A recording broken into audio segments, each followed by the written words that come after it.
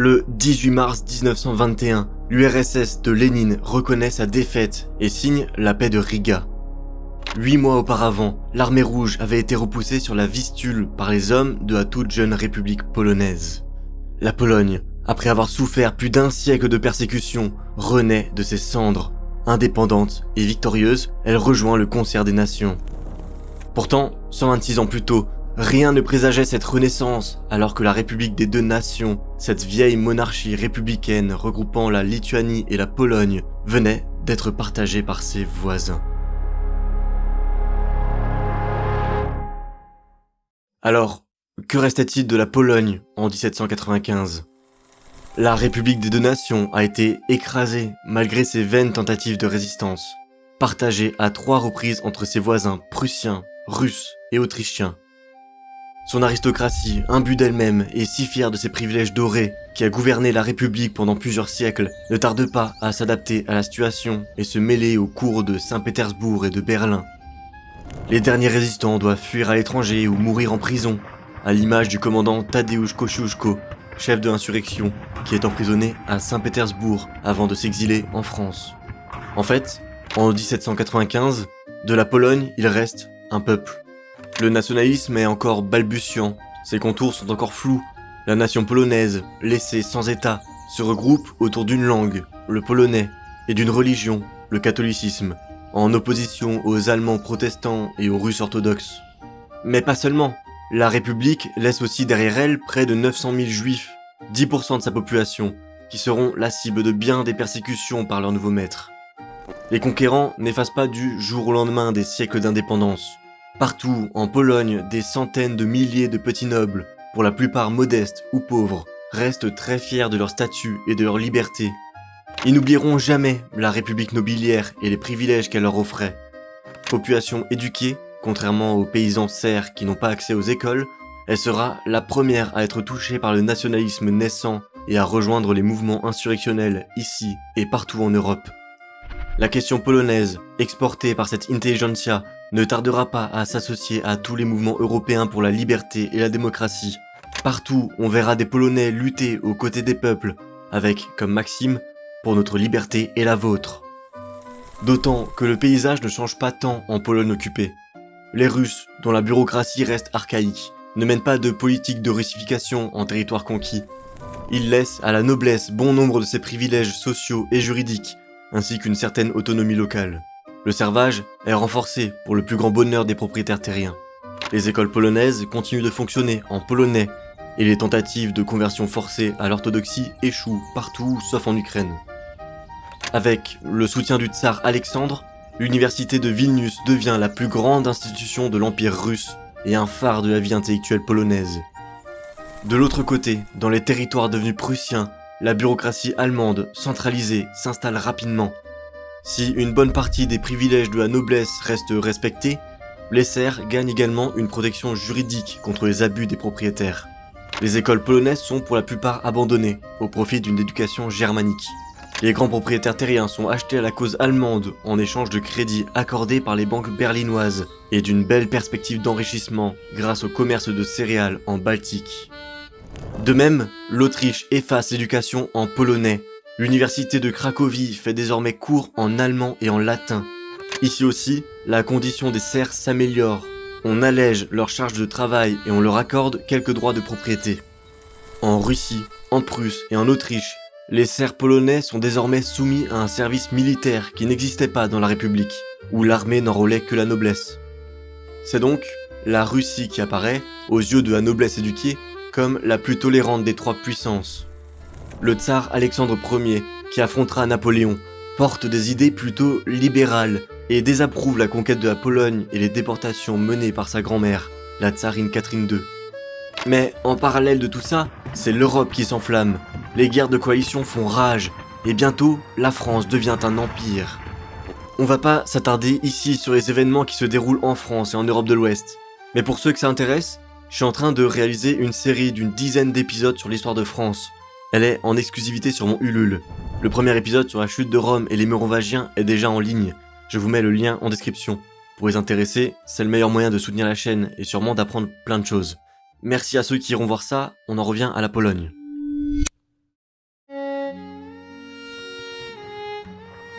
En 1804, la Prusse déclare la guerre à la France de Napoléon et s'assure le soutien de la Russie d'Alexandre Ier. Imbue d'elle-même, l'armée prussienne engage les hostilités sans attendre ses alliés et ne tarde pas à être écrasée. Victorieuse, la Grande Armée tourne bientôt son regard vers la Pologne. Là, en Pologne prussienne, explose une insurrection menée par certains nobles indépendantistes qui s'étaient exilés en France après les partages. Napoléon en profite pour y établir une administration dirigée par des Polonais afin d'y maintenir l'ordre et de se fournir plus facilement en hommes et en ravitaillement. Cette administration lève même une armée de conscription qui atteint 30 000 hommes en juin 1807. Au même moment, les hommes du tsar sont écrasés à Friedland, ce qui pousse les Russes à négocier. De la paix de Tilsit naît une petite Pologne soumise à la France, le duché de Varsovie. Celui-ci s'agrandit même en 1809 à la suite d'une énième défaite autrichienne. Cracovie et Lublin redeviennent polonaises. Ce duché n'est pas un État indépendant, c'est un satellite français. Napoléon y promulgue une constitution, un système administratif centralisé et son code civil qui abolit le servage, établit l'égalité de tous devant la loi et les mariages civils plutôt que religieux.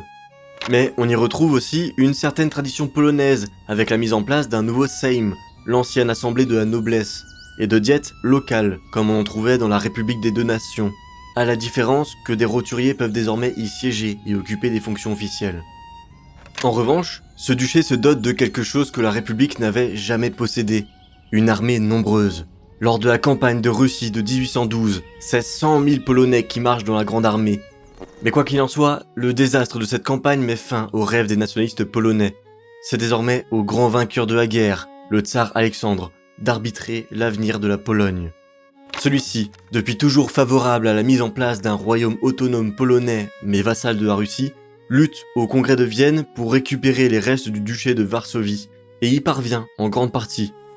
Sur ses cendres, il fonde le royaume du Congrès, qui reste très marqué par l'administration napoléonienne.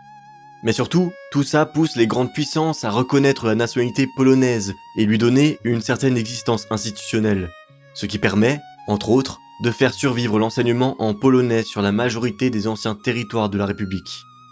Une bonne partie de la noblesse polonaise se rallie à Alexandre, qui leur fait miroiter le rattachement au royaume des terres polonaises occupées par la Russie, ce qui ne se fera jamais. Le tsar encourage la réconciliation russo-polonaise et fait du royaume son laboratoire du libéralisme. Il y promulgue une constitution libérale qui dote le pays d'une assemblée élue et accorde à la population un droit de vote élargi et des droits civils étendus, en comparaison avec les puissances voisines, et surtout en comparaison avec la très autoritariste Russie. Mais il resserre la vis à partir des années 1820. L'arrivée au pouvoir du tsar très conservateur Nicolas Ier en 1825 n'arrange pas les choses. L'Assemblée ne siège presque plus, et toujours à huis clos. Le royaume ne se développe pas moins pendant cette période. L'impôt y est réformé, le budget équilibré, on y fonde la Banque de Pologne et soutient un programme de développement industriel. L'accès au marché russe offre des opportunités à la noblesse et la bourgeoisie polonaise. La ville de Łódź devient un centre de l'industrie du coton. La paysannerie, elle, souffre. En 1827, c'est 800 000 personnes qui sont privées de terre, exclues de celles-ci par de grands propriétaires terriens. De même, les juifs qui sont presque 300 000 sont toujours privés de droits civiques. D'ailleurs, le congrès de Vienne donne aussi naissance à une petite république de Cracovie, au fonctionnement très libéral, qui survivra jusqu'en 1846. C'est ici, dans ce carrefour du libre-échange, qu'est installée la première machine à vapeur polonaise, en 1817. Les terres à majorité polonaise occupées par la Prusse sont quant à elles regroupées dans un petit état autonome de 800 000 habitants, le duché de Posen. Gouverné par un vice-roi issu de la haute aristocratie lituano-polonaise, le prince Radziwiłł, il conserve le polonais comme langue principale dans l'administration, les tribunaux et l'école. Des 3 puissances, c'est l'Autriche qui offre le moins de droits particuliers à sa population polonaise. Sa région de Galicie reste administrée directement par un gouverneur et des fonctionnaires allemands nommés par Vienne. Le droit reste autrichien et la censure très stricte. Mais malgré tout, c'est bien dans les territoires russes et ses universités que se développe l'intelligentsia polonaise et ses idées nationalistes, qui ne tardent pas à mettre le feu aux poudres. Le 29 novembre 1830, à Varsovie, quelques officiers subalternes de l'armée du Royaume du Congrès déclenchent une insurrection contre les Russes. La date ne sort pas de nulle part. Comme souvent, c'est Paris qui s'enflamme la première et entraîne le reste de l'Europe dans son sillage. Fin juillet, le roi de France, Charles X, est poussé à l'abdication par le peuple révolutionnaire. Puis, fin août, c'est Bruxelles qui s'enflamme et finit par obtenir l'indépendance de la Belgique. Et de même, on se soulève partout en Allemagne et en Italie. C'est donc dans ce contexte qu'une poignée d'officiers polonais tente d'assassiner le grand-duc Constantin, frère du tsar et chef de l'armée du royaume. Bientôt, on s'empare de l'arsenal de la ville et distribue près de 30 000 fusils à la population. Malgré l'hostilité des autorités polonaises, l'insurrection rallie de plus en plus d'unités militaires, y compris en dehors de Varsovie. Dos au mur, le gouvernement convoque l'Assemblée avec l'espoir qu'elle condamne la rue, mais il n'en est rien. Celle-ci approuve l'insurrection et dépose même le tsar le 25 janvier 1831. La révolution s'étend même jusqu'au territoire polonais de l'ouest de la Russie, ceux qui n'avaient pas été incorporés au royaume du Congrès, ce qui force l'Assemblée à voter l'annexion de ceux-ci. Dès lors, la guerre contre Saint-Pétersbourg devient inévitable. L'armée polonaise, forte de 80 000 hommes bien entraînés et équipés, tient bon contre les forces russes, qu'elle repousse à Grodcho. Mais il manque à l'insurrection un soutien international, et surtout un soutien populaire dans les campagnes. Les masses paysannes ne sont jamais ralliées à la cause, faute de réformes agraires. Si bien que Varsovie retombe finalement entre les mains du tsar début septembre 1831, avec des conséquences terribles. Le rêve d'une Pologne indépendante s'efface. Près de 10 000 personnes s'exilent à l'étranger, dont une bonne partie de l'élite politique, militaire et culturelle. Et le tsar Nicolas retire au royaume du Congrès toute son autonomie. Il perd sa constitution, son assemblée, son université et son armée. Les Russes installent à Varsovie un vice-roi tout-puissant, accompagné d'une armée d'occupation. La loi martiale est instaurée en 1833 et on construit une grande prison pour intimider la population. Le tsar resserre aussi la vis dans les territoires polonais de l'ouest russe. Là, il fait fermer les écoles polonaises et l'université de Vilnius. Commence un véritable processus de russification de cette région. C'est depuis l'étranger que s'organise la résistance, et le plus souvent depuis la France. Ici, les exilés polonais s'organisent, pensent et agissent, à l'image de la société démocratique fondée en 1832 par la gauche polonaise en exil. Celle-ci publie des manifestes, mène une intense propagande à l'international et constitue un réseau clandestin sur l'ensemble du territoire polonais. Cette société organise une insurrection en 1846 qui échoue à peu près partout, sauf dans la République de Cracovie, qui finit en réponse annexée par l'Autriche l'année suivante. Pire, alors que Paris se soulève en 1848 et que l'Europe lui emboîte une nouvelle fois le pas dans un formidable printemps des peuples, la Pologne russe, elle, reste parfaitement calme. Les régions prussiennes et autrichiennes se soulèvent bien, mais l'armée y rétablit l'ordre en mai et en novembre. La Russie intervient même en Hongrie pour porter secours à l'Autriche et écrase là les derniers insurgés polonais qui s'étaient ralliés à l'insurrection hongroise. L'influence des exilés retombe. Les Polonais instruits commencent à voir d'un mauvais œil ces prétentieux qui s'imaginent guider depuis Paris la destinée de leur nation. Et plus globalement, la fièvre révolutionnaire retombe. Les élites se tournent vers des solutions plus modérées. Certains parviennent à siéger au Parlement prussien, d'autres à se faire nommer vice-roi en Galicie autrichienne. Même la catastrophique guerre de Crimée, qui éclate en 1854 et voit la Russie connaître une véritable débâcle, ne provoque pas de grande insurrection en Pologne. D'autant que le nouveau tsar, Alexandre II, qui met fin au conflit en 1856, est très libéral. Il accorde une amnistie aux prisonniers politiques, suspend le recrutement militaire en Pologne, ouvre une faculté de médecine à Varsovie, allège la pression policière et autorise la création d'une société agricole chargée de mener une réforme agraire. Cette société, qui regroupe de nombreux grands propriétaires terriens, qu'ils soient nobles ou bourgeois, devient un véritable forum des idées modérées. En parallèle, ce sont les idées de gauche radicales qui touchent le plus la jeunesse éduquée de Varsovie, tout comme elles touchent la jeunesse russe. J'avais longuement parlé de tout ça dans mon épisode sur la chute de l'Empire russe, si ça vous intéresse. Tout ça enflamme les sentiments nationalistes à la fin des années 1850, auxquels le gouvernement russe ne sait quoi répondre. La répression ne ferait qu'encourager la diffusion de ces idées, alors que des concessions encourageraient les Polonais à en demander toujours plus. Les manifestations se multiplient bientôt à Varsovie, surtout après la proclamation de l'abolition du servage début 1861, abolition jugée honteuse par à peu près tout le monde dans l'Empire russe. Encore une fois, j'en ai longuement parlé dans mon épisode sur la Russie. Le 8 avril, alors qu'une foule nombreuse se réunit à Varsovie pour protester contre la dissolution de la société agricole, les troupes russes ouvrent le feu et font plus de 100 victimes. La colère embrase l'opinion publique. La communauté juive se joint même au mouvement de protestation. L'ambiance fait le jeu de la gauche radicale qui commence à organiser un soulèvement. En 1862, le tsar cède et accorde à nouveau une large autonomie au royaume du Congrès. Toutes les affaires civiles sont cédées à un gouvernement polonais qui mène bientôt d'importantes réformes sociales et éducatives. La paysannerie est enfin exemptée de corvées. Les juifs gagnent enfin des droits juridiques égaux à ceux du reste de la population. Et l'université de Varsovie ainsi que le système scolaire polonais renaissent de leurs cendres. Rien de tout ça ne calme les idéaux révolutionnaires de la jeunesse radicale.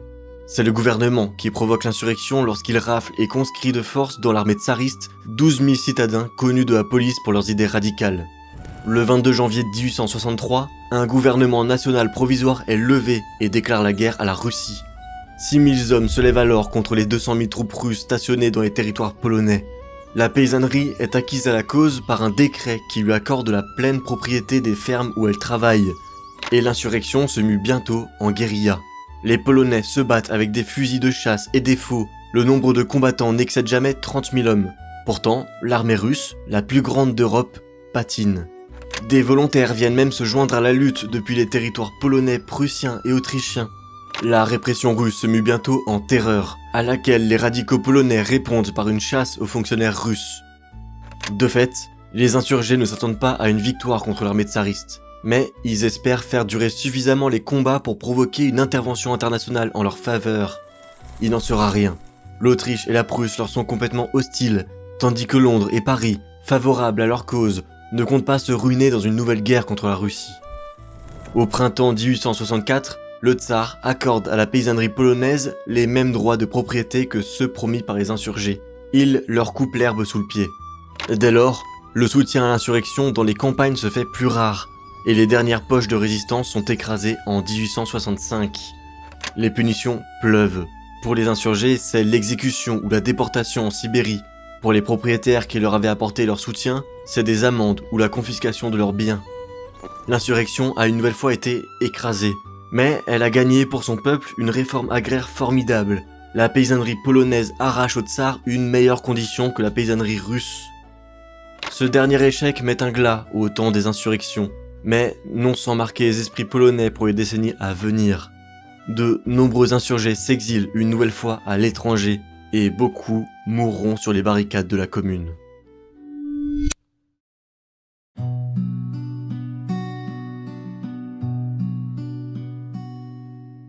Après l'insurrection, le royaume du Congrès perd une nouvelle fois en autonomie. Le russe y est imposé comme langue officielle de l'administration et de la justice. Signe de ce déclassement, le royaume est renommé pays de la Vistule en 1874. Il perd son vice-roi et est simplement intégré à l'Empire russe. Comme dans le reste de l'Empire, on voit l'état policier s'y développer, la censure devient la norme. Les Polonais et les catholiques perdent le droit d'acheter des terres dans les territoires administrés par la Russie. Le royaume ne bénéficie pas non plus des réformes libérales du tsar Alexandre II, que j'ai encore une fois bien développé dans ma vidéo sur la chute de l'Empire russe. L'Église catholique, qui avait soutenu l'insurrection, subit aussi de nombreuses persécutions, dont la fermeture de la majorité des monastères du pays. Le russe devient la langue obligatoire de l'enseignement secondaire au milieu des années 1860, puis dans l'enseignement primaire à partir de 1885. On ouvre même une université russophone à Varsovie. En Prusse aussi, on réduit l'autonomie de la nation polonaise. Les territoires polonais sont directement intégrés à l'Allemagne en 1871, et l'allemand y devient langue unique pour l'administration, la justice et l'enseignement.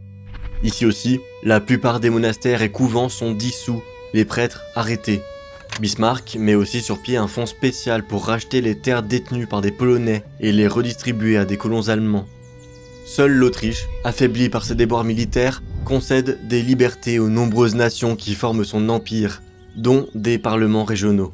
L'empire devient bientôt austro-hongrois et abandonne un certain degré d'autonomie à la Galicie, dirigée par l'élite polonaise locale, mais où le nationalisme polonais recule face au nationalisme ukrainien.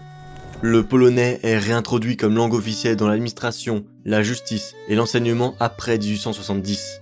Plusieurs Polonais occupent d'ailleurs des fonctions ministérielles dans l'Empire.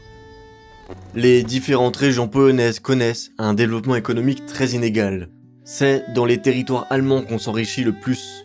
Là, la paysannerie polonaise profite des importantes réformes agraires menées par Berlin, le développement du chemin de fer et la demande en denrées alimentaires des villes industrielles en pleine croissance dans l'Empire.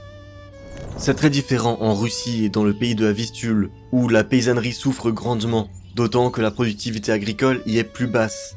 Mais les villes polonaises deviennent des centres industriels, comme Varsovie pour la métallurgie ou Łódź pour le textile.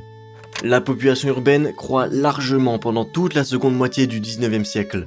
Łódź, par exemple, passe de 28 000 habitants en 1860 à 410 000 en 1910.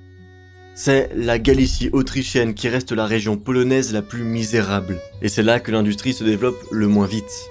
L'essor économique ne devient vraiment significatif qu'à partir des années 1890.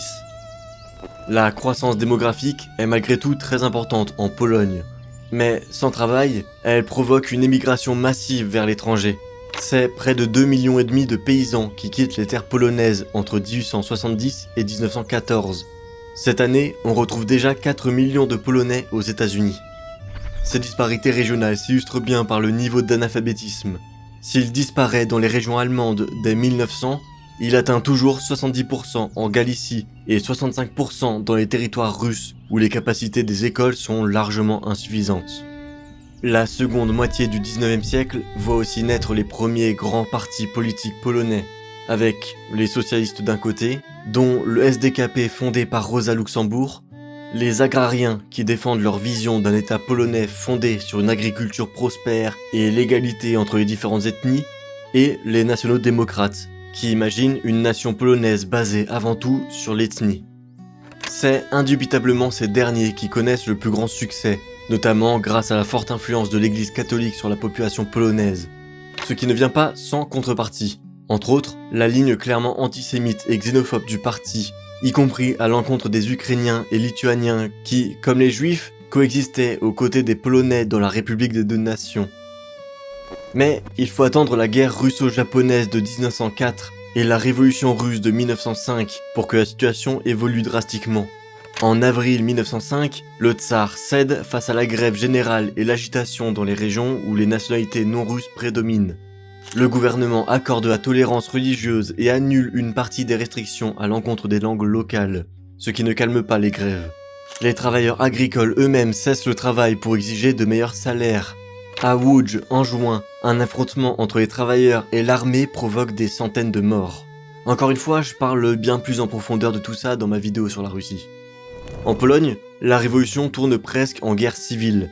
Les nationaux-démocrates, refusant un affrontement contre le tsar, forment leurs organisations ouvrières et leurs unités armées pour affronter les socialistes. Mais les Russes ne sont pas prêts à faire de véritables concessions aux Polonais. Une délégation nationale démocrate partie négocier rentre les mains vides de Saint-Pétersbourg, et la loi martiale est décrétée dans le pays de la Vistule le 11 novembre 1905. Quand l'insurrection prend fin en 1907, aucun parti politique ne remplit ses objectifs. Le tsarisme survit, le pays reste intégré à l'Empire russe, et la loi martiale se maintient. Mais les salaires et les conditions de travail s'améliorent et les syndicats deviennent légaux. 55 députés polonais siègent bientôt à la Douma, c'est pour la plupart des nationaux-démocrates. En parallèle, on commence à prendre en compte le risque d'une guerre entre la Russie, l'Autriche-Hongrie et l'Allemagne, et on imagine plusieurs moyens d'en profiter, notamment celui d'en profiter pour attacher le pays de la Vistule à l'Autriche-Hongrie pour y former le troisième centre de l'Empire, où les Polonais profitent d'une bien meilleure condition politique et culturelle qu'en Russie. C'est d'ailleurs en Galicie que Józef Piłsudski, le dirigeant du Parti socialiste polonais, organise des unités paramilitaires avec l'approbation tacite du gouvernement autrichien. Il étudie Napoléon et Clausewitz pour être prêt à libérer la Pologne par les armes quand le temps sera venu.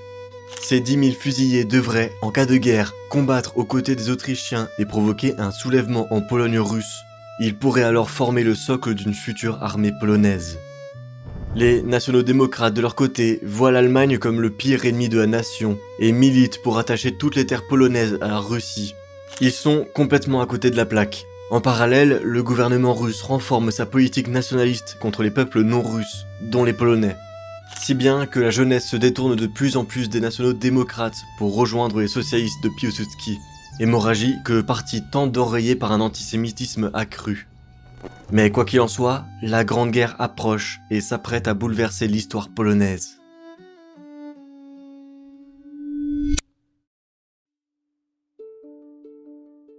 Lorsqu'éclate la guerre en 1914, la Pologne fait face à une situation jamais vue. Pour la première fois depuis les partages, les trois puissances qui occupent son territoire se retrouvent en guerre les unes contre les autres. Dès le début des hostilités, les fusillés de Piłsudski entrent dans le pays de la Vistule, où ils ne connaissent pas de succès. Bientôt, l'unité se retrouve sous un contrôle plus strict de l'armée autrichienne, et c'est sur le front de Galicie qu'elle s'apprête à se faire une renommée. Pour ce qui est des Polonais, ils se retrouvent conscrits par centaines de milliers dans les armées russes, allemandes et autrichiennes. Pire, c'est le territoire polonais qui forme l'avant-garde de l'Empire russe. C'est ici que se déroulent les premiers combats, et les belligérants n'hésitent pas à exploiter le pays. C'est seulement en août 1915 que le pays de la Vistule tombe entièrement sous occupation des empires centraux, qui déploient une politique très conciliante afin de s'attirer le soutien de la population. Le 5 novembre 1916, les empereurs allemands et autrichiens créent un État polonais fantoche, une monarchie constitutionnelle sans véritable frontière, sans roi et sans armée. Piłsudski est placé à la tête de son département militaire, mais sans armée régulière sous ses ordres. En 1917, après la révolution russe, le gouvernement provisoire accepte la création d'une Pologne indépendante et autorise aux Polonais présents en Russie de former des unités militaires et de créer une armée en France, en recrutant les émigrés polonais sur place ou engagés dans la Légion étrangère. Mais bientôt, le gouvernement provisoire tombe lui-même sous le coup de la révolution bolchevique. L'empire russe s'effondre et Lénine, arrivé au pouvoir, cherche à signer une paix avec les empires centraux. Le traité de Brest-Litovsk, signé le 3 mars 1918, cède à l'Allemagne une bonne partie des terres de l'ouest russe, dont évidemment ces terres polonaises. Au passage, Berlin reconnaît l'indépendance de l'Ukraine et de la Lituanie. En parallèle, les Polonais en exil font, comme toujours, un excellent travail de propagande à l'étranger. Les pays de l'entente, dont les États-Unis, se positionnent pour la création d'un nouvel État polonais indépendant. Et c'est alors que les empires centraux s'effondrent eux aussi, que les Polonais reprennent petit à petit le contrôle de leurs terres. On fonde à Lublin une république du peuple, les ouvriers s'organisent dans les bassins industriels, la garnison allemande de Varsovie se retire, et en décembre 1918, on arrache par les armes à l'Allemagne ses territoires polonais. Le 11 novembre, le conseil de régence de Varsovie nomme Piłsudski, de retour de 16 mois d'emprisonnement et auréolé de gloire, commandant en chef des forces armées et chef de l'État, autant dire dictateur. La toute jeune République polonaise, désormais dotée d'un gouvernement socialiste soutenu par tous, s'engage dans une succession de réformes agraires et sociales. La journée de 8 heures est proclamée. Les premières élections démocratiques sont organisées en janvier 1919 et donnent à peu près un tiers des sièges aux trois grandes formations politiques du pays, nationaux-démocrates, socialistes et agrariens. Mais la situation est loin d'être stabilisée. Le pays est ravagé. 400 000 hommes sont morts en servant dans des armées étrangères. L'industrie et l'agriculture détruites. Et les combats continuent alors que l'armée rouge s'avance à l'est et qu'on affronte la République d'Ukraine au sujet de Lvov, au sud. C'est le traité de Versailles du 28 juin 1919 qui fixe les frontières polonaises à l'ouest. Elle remporte la Posnanie et la Poméranie, ce qui lui donne un accès à la mer Baltique. Mais Danzig devient une ville franche indépendante. Au sud, les troupes polonaises l'emportent sur les Ukrainiens et occupent la Galicie orientale, dont Lvov. En avril 1919, ils chassent aussi les bolcheviks de Vilnius et de Minsk, deux villes importantes de l'est de l'ancienne République des deux nations. Les bolcheviks contre-attaquent en 1920, mais sont arrêtés sur la Vistule par Piłsudski, notamment parce que les Polonais étaient parvenus à déchiffrer les communications radio de l'armée rouge. La paix est finalement signée en mars 1921. La Pologne n'y remporte pas tous les territoires qu'elle occupe à l'est, notamment parce que la délégation chargée de négocier la paix est dirigée par les nationaux démocrates, qui veulent limiter l'expansion vers l'est pour ne pas affaiblir leur position électorale. Ils refusent entre autres l'intégration de Minsk. Ces frontières sont reconnues en 1923 par les puissances occidentales. Mais si la Pologne renaît à ce moment sous la forme d'un État immense, tout ça a un prix. Les relations avec ses voisins allemands, soviétiques, tchèques et lituaniens resteront négatives pendant toute l'entre-deux-guerres, ce qui affaiblira considérablement sa position. Le pays compte aussi d'importantes minorités. Les Ukrainiens sont 4 millions au sud, les Juifs 2,2 millions un peu partout sur le territoire, les Biélorusses 1,5 million à l'est, les Allemands 1 million à l'ouest. C'est dans ce contexte explosif que cette toute nouvelle Pologne indépendante s'engage dans l'entre-deux-guerres.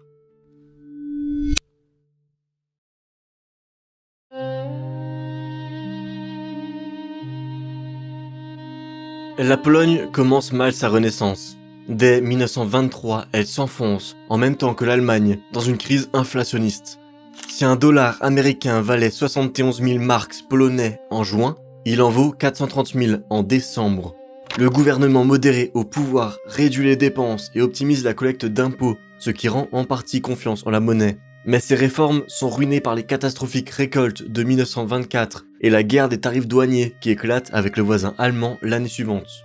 Tout ça provoque la chute du gouvernement en novembre 1925 et la coalition qui prend sa suite ne tient pas beaucoup plus longtemps. Si bien que le 12 mai 1926, Piłsudski abandonne sa retraite et marche sur Varsovie à la tête d'une partie de l'armée qui lui est restée fidèle. Soutenu par une grève des cheminots socialistes qui empêche aux renforts de venir soutenir la capitale, le gouvernement démissionne. Piłsudski place ses soutiens à la tête de l'État mais sauvegarde le commandement de l'armée en tant que ministre de la guerre et inspecteur général des forces armées. Rapidement, il mène des réformes qui le rendent très populaire dans la population. Il abolit une partie des lois discriminantes envers les juifs et modifie la constitution pour renforcer les pouvoirs du président. Il profite aussi d'une reprise économique à partir de 1926, développe les écoles élémentaires et améliore le système de sécurité sociale. Il ne forme un parti politique qu'en 1928, mais n'obtient qu'un quart des sièges aux élections, ce qui lui empêche de réviser la Constitution. Face aux contestations du centre-gauche, qui organise de vastes manifestations pour le rétablissement de la démocratie, Piłsudski prend lui-même la tête du gouvernement et fait arrêter ses opposants et des milliers de militants, si bien qu'il obtient, aux élections de novembre 1930, plus de la moitié des sièges de l'Assemblée. Mais en parallèle, c'est la Grande Dépression qui fait rage. En 1932, la production industrielle a chuté de 54% par rapport à 1929. Près d'un tiers de la main-d'œuvre industrielle se retrouve au chômage. La paysannerie s'appauvrit à vitesse grand V. Le régime réagit en renforçant son contrôle sur la société. Les opposants jugés entre 1931 et 1933 finissent en prison ou en exil. En réponse, la société se radicalise à droite comme à gauche. Les idées fascistes se diffusent avec de plus en plus de succès et l'influence de l'Église se renforce largement. Piłsudski s'active aussi sur le plan international. Il signe en 1932 un pacte de non-agression avec l'URSS et en 1934 avec l'Allemagne nazie. Mais il n'est pas dupe, il sait qu'il n'a gagné qu'un sursis, 4 ans tout au plus d'après lui. Face à sa santé déclinante, le gouvernement s'affaire à renforcer sa position. En 1935, une nouvelle constitution renforce encore les pouvoirs du président et réduit ceux de l'Assemblée, tandis que les autorités gagnent un droit de regard sur les candidats aux élections. Ce système survit à la mort de Piłsudski, qui s'éteint en mai de la même année. Ses fidèles garderont le pouvoir jusqu'à la guerre. Mais la société s'agite, les grèves se multiplient, les nationalismes locaux se réveillent, notamment chez les Ukrainiens qui forment des milices paramilitaires, tandis que l'antisémitisme atteint des sommets. Conscient du danger qui pèse, l'État s'affaire aussi à moderniser l'armée.